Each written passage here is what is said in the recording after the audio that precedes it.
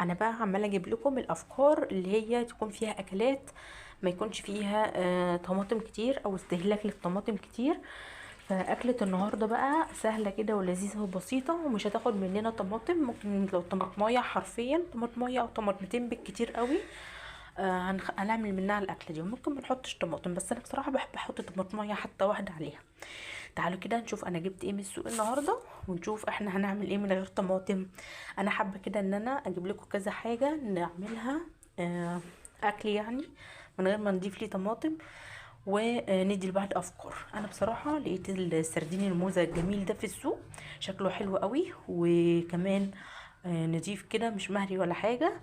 قلت والله اللي انا واخداه وعامله صينيه سردين بقى كده للولاد. هقطع لها هي طماطمايه كبيره او طماطمتين ايه صغيرين، وعليهم كمان قرنين فلفل. تمام. بس وهبقى عملت غدوه النهارده بدون اي تكلفه وبدون اي طماطم، واكله اقتصاديه